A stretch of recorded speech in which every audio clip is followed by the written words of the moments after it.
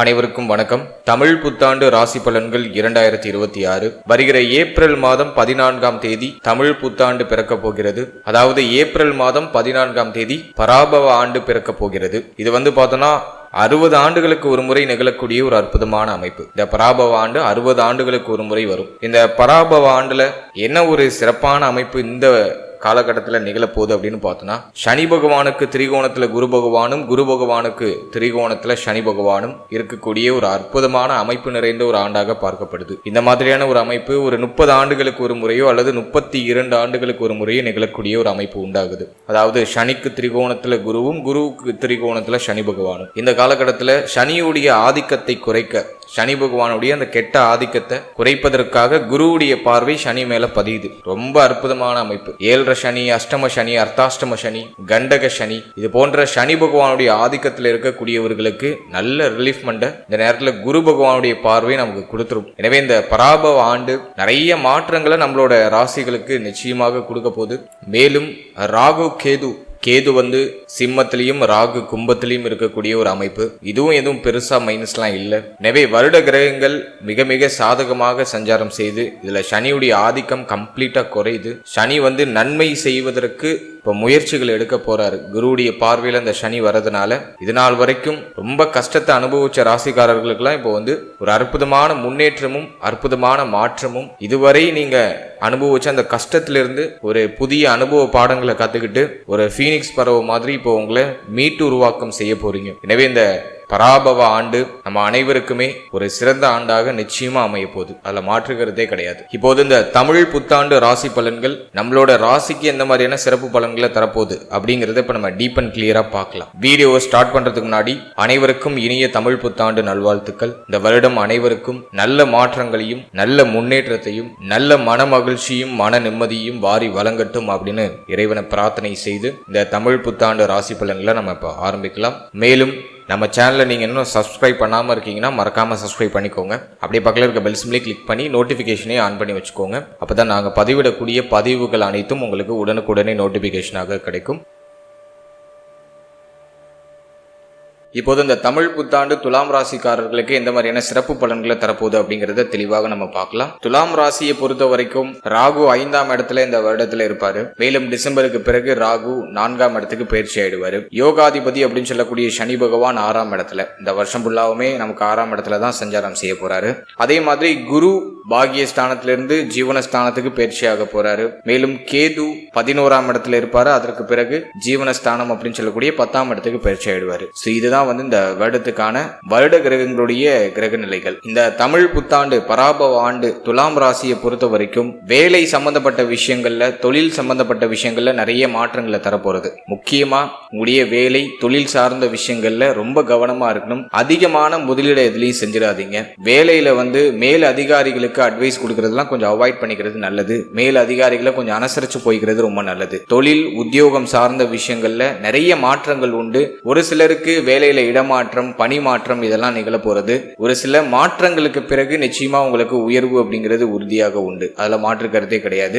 அவசரப்பட்டு இருக்கிற வேலையை விட்டுற வேண்டாம். வேலையில சுமை அதிகமா இருக்கு, கஷ்டமா இருக்கு அப்படின்னு சொல்லிட்டு இருக்கிற வேலையை விட்டுற வேண்டாம். ஒரு குறிப்பிட்ட காலகட்டங்களுக்கு சற்றே சிரமமான அமைப்பு இருக்கும். அதுலயும் ஜூன் மாதம் வரைக்கும் உங்களுக்கு பிரச்சனை இல்லை. ஏப்ரல் 14ஆம் தேதியிலிருந்து ஜூன் மாதம் வரைக்கும் பிரச்சனை இல்லை. ஜூன் மாதத்துக்கு பிறகுதான் நிறைய பேருக்கு தொழில் உத்தியோகம் சார்ந்த வகையில கொஞ்சம் பிரஷரான அமைப்பும் ஒரு சில மாற்றங்களும் அப்படிங்கிறது காத்துக்கிட்டு இருக்கு. எனவே வேலையில சுமை அதிகமா இருக்கு அப்படின்னு சொல்லிட்டு இருக்கிற வேலையை அவசரப்பட்டு விட்டுற வேண்டாம். புதுசா ஒரு வேலை கிடைக்கிற வரைக்கும் இருக்கிற வேலையை பார்த்துக்கிட்டே நீங்க அதுக்கு புதிய வேலைக்கு ட்ரை பண்றது ரொம்ப நல்லது. அதே போல இந்த காலகட்டத்தை பொறுத்த வரைக்கும் உங்களுடைய மதிப்பு மரியாதை உயர போகுது. மேலும் குரு பகவான் தன குடும்ப வாக்குஸ்தானத்தை பார்க்கறது ரொம்ப நல்ல விஷயம். குருவுடைய பார்வை உங்களுக்கு சுபிக்ஷமா இருக்கு. எனவே ஜூன் மாதத்துக்கு பிறகு வீடு சம்பந்தப்பட்ட விஷயம், குடும்பம் சம்பந்தப்பட்ட விஷயம், இதுல எல்லாம் இருக்கக்கூடிய குழப்பங்கள் எல்லாமே சரியாயிடும். குடும்பத்துல உங்களுடைய பேச்சுக்கு மதிப்பு மரியாதை அப்படிங்கிறது உறுதியாக கொடுப்பாங்க. நல்ல பேச்சு சாதுரியம் அதிகரிக்கும். உங்களுக்கு தேவையானதை இனிமையா பேசி சாதிச்சு கொள்வீங்க. கொடுத்த வாக்கை காப்பாற்ற முடியும். பொருளாதார அபிவிருத்தி அப்படிங்கிறது உறுதியாக ஏற்படும். பணம் சம்பந்தப்பட்ட விஷயங்கள்ல பெருசா பஞ்சம் இருக்காது. உங்களுடைய ஆசைகள், தேவைகள், எண்ணங்கள் எல்லாமே பரிபூர்ணமா பூர்த்தியாகும்.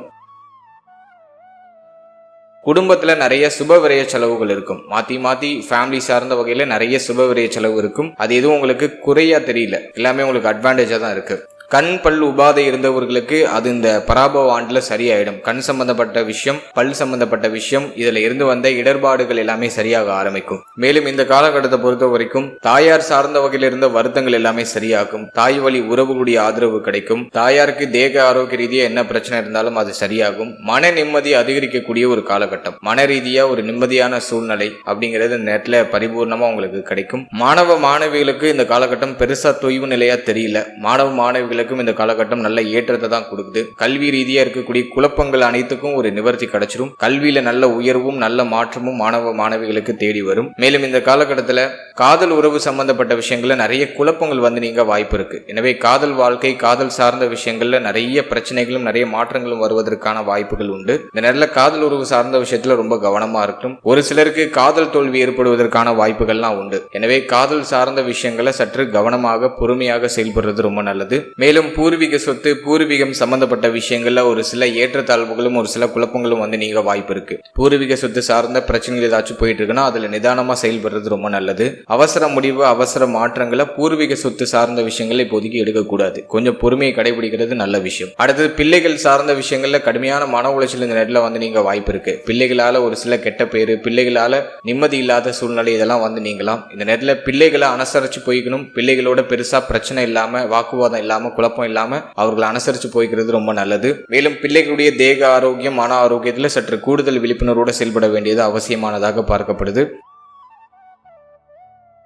மேலும் இந்த காலகட்டத்தை பொறுத்த வரைக்கும் புத்திர பாகியம் சார்ந்த வகையில ஒரு சில தடை தாமதங்கள் தென்படுது. இருந்தாலும் புத்திரகாரகன் குரு உச்சமா இருக்கிறதுனால ஒரு சில மருத்துவ செலவுகளுக்கு பிறகு நிறைய பேருக்கு புத்திர பாகியத்துல சுப செய்தி கிடைச்சிடும். ஜூன் மாதத்துக்கு பிறகு புத்திர பாகியத்துல சுப செய்தியை எதிர்பார்க்கலாம். ஜூன் மாதம் வரைக்கும் கொஞ்சம் தடை தாமதமா போற மாதிரி இருக்கும். ஒரு சில மெடிக்கல் நீட்ஸ் தேவைப்படலாம். அதை நீங்க கரெக்டா சரியான மருத்துவர் அணுகி சரியான ஆலோசனைப்படி நீங்க செயல்படும் பொழுது நிச்சயமா புத்திர பாகியத்துல சுப செய்தி அப்படிங்கிறது நேரத்துல கிடைக்கும்.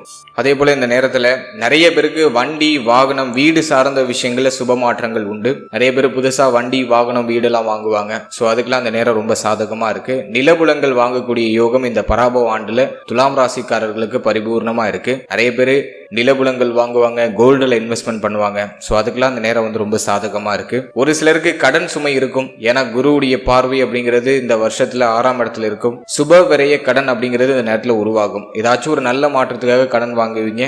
அதை வாங்கி ஏதாச்சும் ஒரு நல்ல விஷயத்துல இன்வெஸ்ட்மெண்ட் பண்ணுவீங்க. சுப விரைய கடன் இந்த நேரத்துல உருவாகிறதுக்கான வாய்ப்புகள் உண்டு.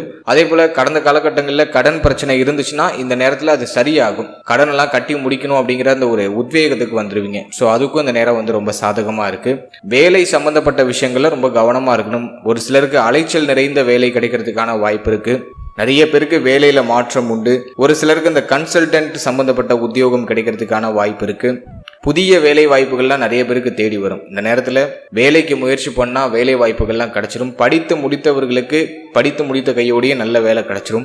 ஆரம்பத்தில் கொஞ்சம் சுமை அமைப்புகள் இருக்கும். ஆனால் அதை நீங்கள் பெருசுப்படுத்தாமல் கொஞ்சம் அட்ஜஸ்ட் பண்ணி நகரும் போது நிச்சயமாக அந்த பார்க்கக்கூடிய அந்த வேலையில் கிடைக்கக்கூடிய அந்த வேலையில் நல்ல முன்னேற்றம் அப்படிங்கிறது தென்பட ஆரம்பிக்கும். நிறைய பேருக்கு ஒப்பந்தம் போடுறது, வாடகை வருமானம் வரக்கூடிய ஒரு அமைப்பு, வியாபாரம் செய்கிறது, மேலும் நிர்வாகம் பார்க்கக்கூடிய வியாபாரம், சப்கான்ட்ராக்ட் சம்பந்தப்பட்ட விஷயம், இது போன்ற அமைப்புகள்லாம் நல்ல யோக அமைப்பு இந்த நேரத்தில் உண்டு. சனிக்கு திரிகோணத்துல குரு பகவான் இருக்கிறதுனால வேலை, தொழில், அந்தஸ்து, உத்தியோகம் இது சம்பந்தப்பட்ட விஷயங்கள்ல நல்ல மாற்றமும் நல்ல முன்னேற்றமும் தென்படும். ஏதாச்சும் உங்களுக்கு அன்ஈசியான ஒரு இடத்துல இருக்கீங்கன்னாக்கா அது இப்போ மாற்றமாகி உங்களுக்கு ஓரளவுக்கு ஃபேவரான ஒரு சூழ்நிலை நோக்கி பயணிக்க ஆரம்பிக்கும். மேலும் குரு பகவான் 10ஆம் இடத்தை தொடர்பு கொள்றதுனால நிறைய பேருக்கு பள்ளி சம்பந்தப்பட்ட விஷயம், கல்லூரி சம்பந்தப்பட்ட விஷயம், வங்கித்துறை சம்பந்தப்பட்ட விஷயம் இதுல எல்லாம் வேலை கிடைக்கிறதுக்கான வாய்ப்பு உண்டு.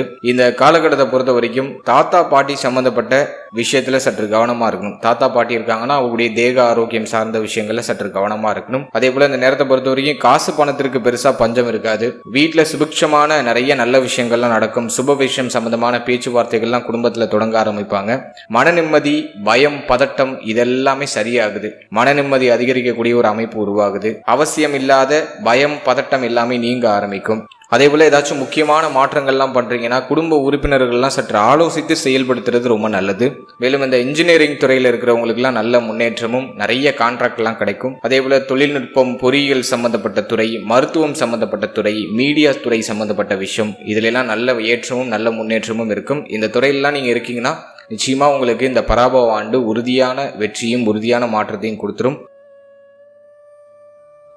தேக ஆரோக்கியம் அப்படின்னு நம்ம பார்க்கும்போது 5ஆம் இடத்துல ராகு பகவான் இருக்கிறதுனால அடிக்கடி நிறைய பேருக்கு வந்து பார்த்தோன்னா வயிறு சம்பந்தமான உபாதைகள் வந்து நீங்க வாய்ப்பு இருக்கு. எனவே வயிறு சார்ந்த விஷயங்கள்ல பாதிப்பு ஏற்படாம பாத்துக்கோங்க. அதே போல கழிவு நீக்க உறுப்புகள் சம்பந்தப்பட்ட விஷயங்கள்ல சற்று ஏதாச்சும் பாதிப்புகள் வந்து நீங்களாம். தோல் சம்பந்தப்பட்ட வியாதிகள் ஏதாச்சும் வந்து நீங்க வாய்ப்பு இருக்கு. அதெல்லாம் சற்று கவனமா இருந்துக்கணும். மேலும் இளைய சகோதர சகோதரிகளுடைய தேக ஆரோக்கியம், மன ஆரோக்கியம், அவருடைய உறவு நிலையில சற்று கவனமா இருந்துக்கணும். நிறைய பேருக்கு இடுப்பு வலி அதிகமாகிறதுக்கு வாய்ப்பு இருக்கு. முதுகு வலி, இடுப்பு வலி இதெல்லாம் சற்று அதிகமாகிறதுக்கு வாய்ப்பு இருக்கு. அதுலயும் வந்து இந்த நேரத்துல சற்று கவனமா இருந்துக்கணும். இடுப்பு பகுதியில் அடிபடாம பாத்துக்கோங்க. இதெல்லாம் கொஞ்சம் இந்த நேரத்துல நம்ம பராமரிக்க வேண்டிய ஒரு விஷயமா இருக்கு. மேலும் இந்த தமிழ் புத்தாண்டை இன்னும் செழுமைப்படுத்திக் கொள்றதுக்கு என்ன வழிபாடு செய்யறது நல்லது அப்படின்னு பார்த்தோம்னா, காஞ்சிபுரத்துல இருக்கக்கூடிய பெருந்தேவி தாயாரை வழிபட்டு வருது ரொம்ப நல்லது. துலாம் ராசிக்காரர்கள் காஞ்சிபுரத்தில் இருக்கக்கூடிய பெருந்தேவி தாயாரை ஒரு முறை ஏப்ரல் மாதத்துக்கு பிறகு நேர்ல போய் சந்திச்சு வழிபட்டு வருது ரொம்ப நல்லது. மேலும் திங்கள் கிழமையில காலை 6 மணி முதல் 7 மணி வரைக்கும் உங்க வீட்டுக்கு பக்கத்துல இருக்கக்கூடிய